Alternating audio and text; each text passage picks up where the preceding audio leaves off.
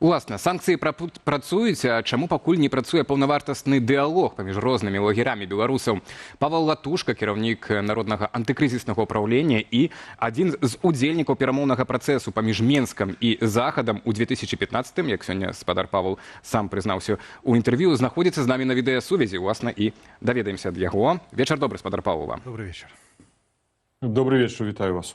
Спадар Павел, ну, магчыма, можа, гэта жартам, толькі варта ўжо у прадстаўленні вас дадаваць яшчэ і тэрарыст, ну, прынамсі, вачыма рэжыму Лукашэнкі. Але паслухайце, сёння вы ў інтэрв'ю Reform News заявілі сярод іншага, што мяч цяпер на баку афіцыйнага Менску. Вось гэты тэрарыстычны статус, который прыляцеў у тым ліку ў ваш бок, гэта вось гэты пас, гэта вот знак таго, наколькі хоча ввогуле гуляць у гэты футбол, перамаўляцца з вами, з дэмакратычнымі сіламі рэжыму Лукашэнкі. Альбо гэта, ну, супадзенне, так бывае, што зробіш? Тут не пра перамовы і пра дамоўленасці з намі, з дэмакратычнымі сіламі. Тут пра стратэгію рэжыму Лукашэнкі. З аднаго боку мы чуем заклікі аб тым, што варта знізіць крытычную рыторыку ў адносінах да Лукашэнкі. Гэта азначае, што мы павінны стаць на заднія лапкі, падняць ручкі і сказаць тое, што ён хацеў. Просім прабачэння, памілуй нас, калі ласка. Памятаеце, як ён казаў яшчэ пару гадоў таму назад і неаднойчы паўтарыў? На каленях. На каленях прыпаўзіце, папрасіце ласкі, і, магчыма, я дам вам гэтую ласку. То гэта не пра гэтае пытанне. Пытанне пра яго стратэгію. А стратэгія яго якраз-такі ў эскалацыі напружанасці і агрэсіі. Яна вынікае і ў бок, яна ідзе і ў бок міжнародных партнёраў. Паглядзіце, што ён сказаў у адносінах да прэзідэнта Злучаных Штатаў Амерыкі Трампа 3 ліпеня. Хто не паляніцца, ён можа паслухаць, як ён проста абражае прэзідэнта ЗША пасля сустрэчы з Кітам Келагам. Прабачце, я быў бы здзіўлены, калі амерыканскі бок на гэта будзе рэагаваць спакойна, таму што ён кажа, што ён непаслядоўны, з раніцы ён кажа адно, вечарам ён іншае. Няхай ён толькі паспрабуе хоць слова сказаць, не палітзняволены, то я ўвогуле нікога не вызвалю. Адначасова мы бачым рост рэпрэсій у Беларусі, асабліва да пяцігоддзя нашых пратэстаў. Мы чуем пра тое, што мы бачым, што Верхоўны суд Лукашэнкі прызнае аб'яднаны пераходны кабінет тэрарыстычная арганізацыя. Мы бачым, колькі ідзе спробаў нават атакаваць прадстаўнікоў дэмакратычных сілаў, як актывізавалася дзейнасць спецслужбаў Лукашэнкі. То есть ён узмацняе свае крытычна негатыўныя дзеянні, а частка нашых партнёраў по дэмакратычнаму боку кажа: не-не-не, давайте гэта не заўважаць, давайте прасіць у яго ласкі і стаяць на каленях. Ну, гэта, мне падаецца, абсалютна неслушная стратэгія. У нас ёсць агульная мэта, я разумею, усіх у дэмакратычным лагеры, у дэмакратычных сілах. Гэта незалежная, свабодная, вольная Беларусь, але без палітычных рэпрэсій і палітычных зняволеных. Я бы сфармуляваў гэта. Што адбываецца ў адносінах да палітвязняў? Тут мне падаецца, што частка нашых партнёраў займаецца палітыканствам. Яна спрабуе пабудаваць палітычны капітал на столькі важнай і столькі, ну, я веду так, псіхалагічна цяжкой тэме — жыццё і лёсы людзей. Яны спрабуюць спекуляваць, што нібы аб'яднаны пераходны кабінет, ці там большасць Коордынацыйнай рады, ці хтосьці яшчэ, Святлана Ціхановская, супраць вызвалення палітзняволеных, а вось мы за. Ну, гэта проста хлусня. Гэта палітыканства. Паглядзіце, ніколі ні кабінет, ні большасць у Коордынацыйнай рады, ні офіс Святланы Ціхановская не выкарыстоўвалі тэму палітвязня ў палітычных мэтах. Зараз гэта робіць іншы бок. Лукашенко прадае, Васкрэсенскі прадае тэзіс, што паглядзіце, колькі людзей мы вызвалілі. Але, на жаль, гэта жудасная статыстыка, у тым ліку Цэнтра вясны, кажа аб чымсьці іншым. Сёння апублікавана, я магу сказаць, што са студзеня было вызвалена 105 палітзняволеных на сённяшні дзень, а зноў зайшлі, зноў прызнана палітзняволенымі 167.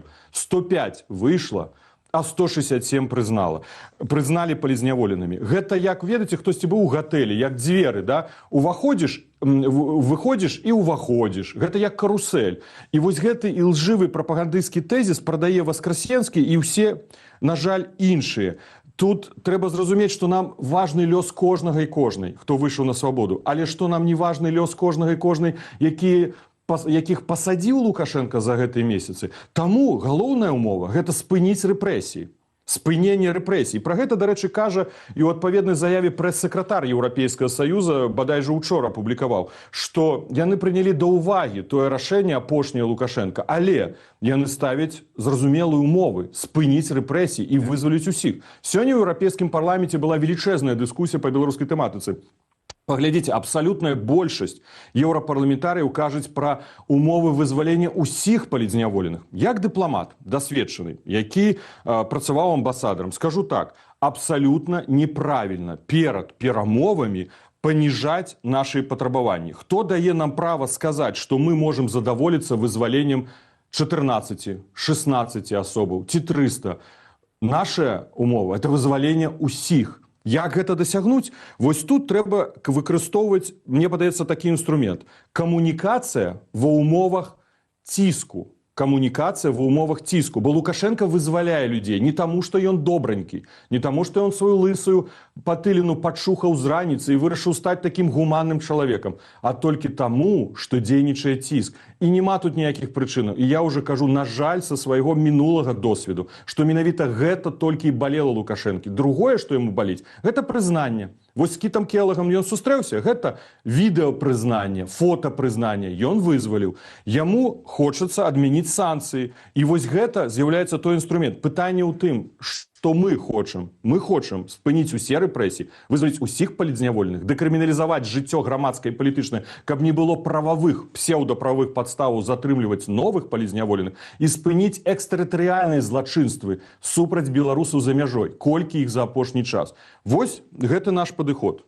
Спадар Павел, шмат, да, вы адразу праграмна все выказалі.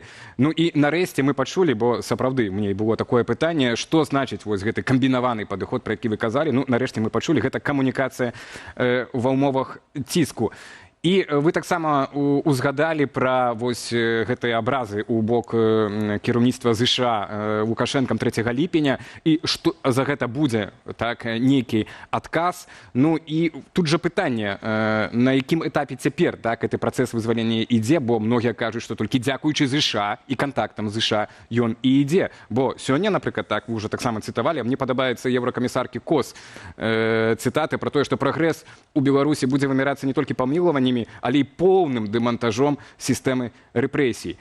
Ці гэтыя абразы з боку Лукашэнкі, адсутнасць гэтых плюшак, пра якія кажа Васкрэсенскі, не значыць, што Менск бачыць, што ЗША таксама збіраецца ісці на вось гэтую жорсткую такую пазіцыю Брюсселя, еўразвяза? Ну, зразумела, што Лукашенко хоча гуляць паміж Вашынгтонам і Брюсселем. Зразумела, што вызваляючы з 14 палітзняволеных, калі выйшаў на свабоду Сергей Ціхановскі, 9 грамадзян Еўрапейскага Саюза, Лукашенко дае такі месседж. Глядзіце, я з амерыканцамі магу дамовіцца нават па пытаннях грамадзянаў Еўрапейскага Саюза. Ён дае такую затраўку. Але мы разумеем з вамі, яшчэ раз паўтаруся, што мы не супраць камунікацыі.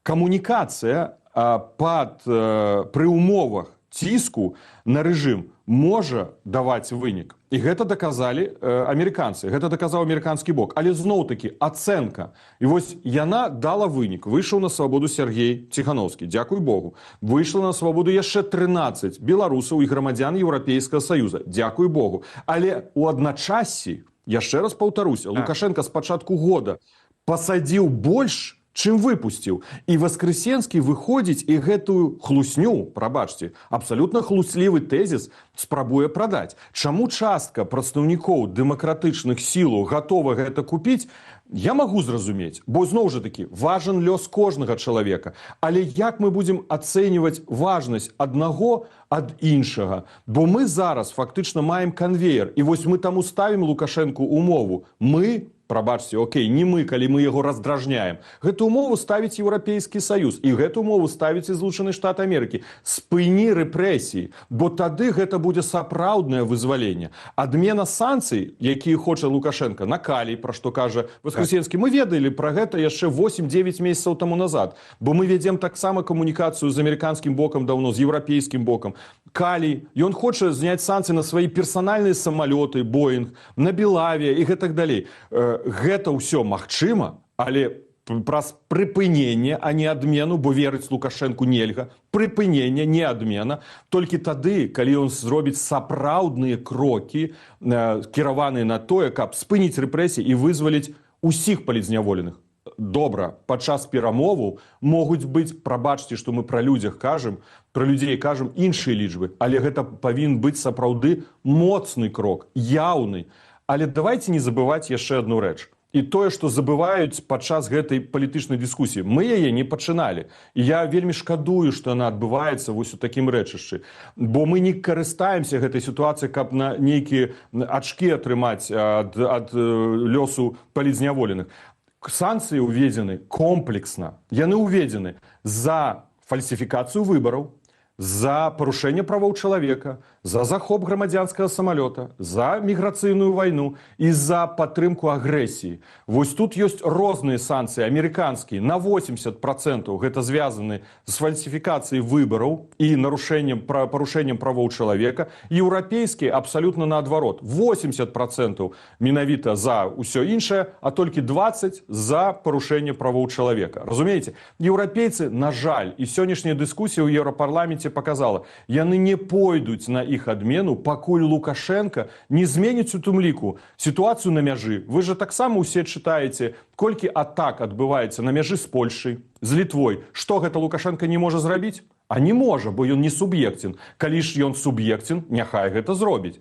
Ці ён можа расследаваць справу Белаве? Нават штучна, давайте так. Вот штучна узбуджае крымінальную справу, выносіць прысуд дырэктару Белаэранавігацыі і адразу яго памілуе. Ён нават гэта не можа зрабіць, каб вызваліцца ад санкцый на свае прыватна-дзяржаўныя самалёты. Ён можа гэта рабіць. Чаму ён гэта не робіць? Ён пакуль дэманструе, што яго сіла на яго баку. І ён прымушае адмяніць тыя санкцыі, якія не звязаны, на жаль, не звязаны з людзьмі, якія знаходзяцца за кратамі. А іх не адменяць, пакуль не зменіць Лукашенко гэтую палітыку. Міграцыйную вайну, падтрымку агрэсіі і таксама не расследуе справу Белаве.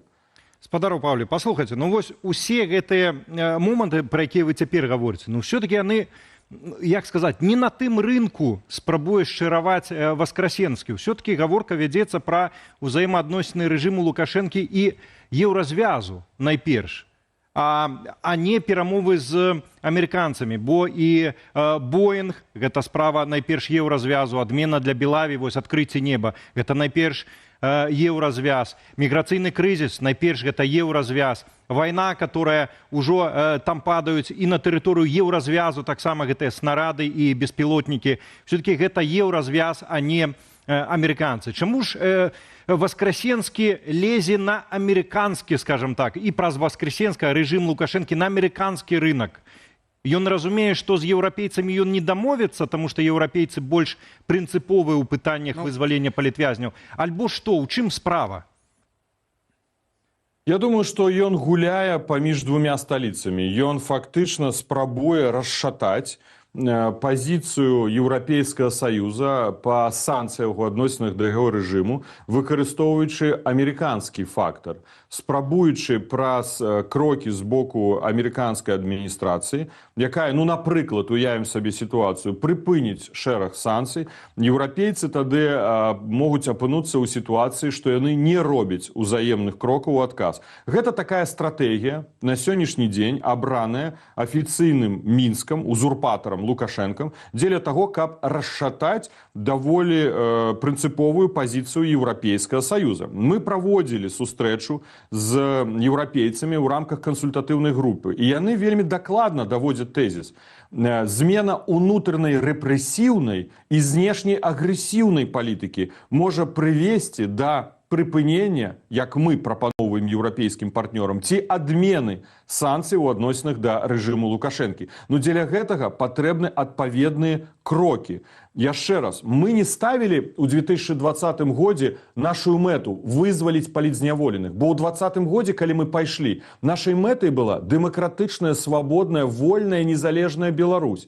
А сёння мне падаецца, што мы праецыруемся толькі на гэтай важнай, прыярытэтнай, стратэгічнай, я не дыскутую, толькі на гэтай мэце, забываючы, што Лукашенко узурпатор, забываючы, што пакуль ён будзе пры ўладзе, як кажуць, гэта не мае слова, дэпутаты Еўрапарламента, ён не зменіць сваёй рэпрэсіўнай палітыкі, што гэта будзе пастаянны канвейер, і гэты канвейер адбываецца на працягу 30 гадоў. Усе гэтыя дамоўленасці Еўрапейскага саюза з Лукашэнкам уже мелі месца як мінімум 5 разоў. Гэта у аднабаковым парадку Лукашенко разрываў гэтыя дамоўленасці, і да яго веры няма. Як ён можа аднавіць гэтую веру, паказаць сваю суб'ектнасць, перадусім, што ён у стане гэта рашыць, напрыклад, спыніць падтрымку вайны? Слабо, Александр Егорович, але гэта ж слабо.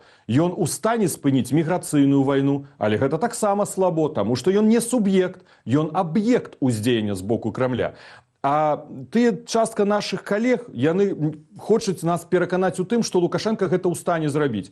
Не трэба нас пераконваць. Да, у мяне таксама пытанне ёсць, а кажуць, часу няма ўжо. Спадар Павел, на жаль, час выйшаў у нас у эфіры, але дзякуй вялікі вам. Нашыя гледачы, дарэчы, цалкам з вами згодны. У пытанні, калі ў Беларусі не будзе палітвязняў, 79% адказваюць, калі не будзе Лукашенко. Я не згодны, Можна мне, рэдактары мяне этот самы пакараюць.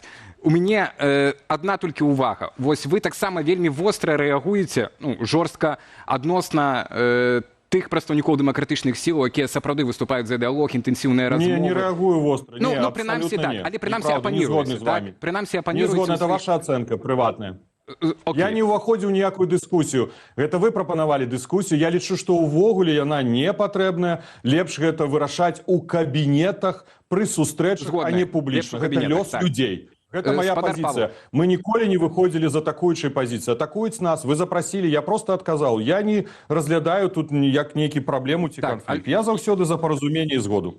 Вось, я менавіта пра гэта, пра тое, пра што казаў Леонід Судаленко, у тым ліку падчас сваёй размовы з Васкрасенскім пра нацыянальнае прымірэнне. Вось вы сказалі, што ёсць тактычная мэта гэта вызвалення палітвязняў, ёсць тая стратэгічная супермэта у 20-м годзе пастаўлена, да, там свабодная дэмакратычная Беларусь, але нацыянальнае прымірэнне, бо ў Беларусі ж не Лукашенко всю краіну трымае, а ў Беларусі таксама і многія беларусы, которые знаходзяцца і пад уплывам Лукашэнкі, і прапаганды. Нацыянальнае прымірэнне нерэальна, гэта ідэалістычны сцэнар, нерэальна.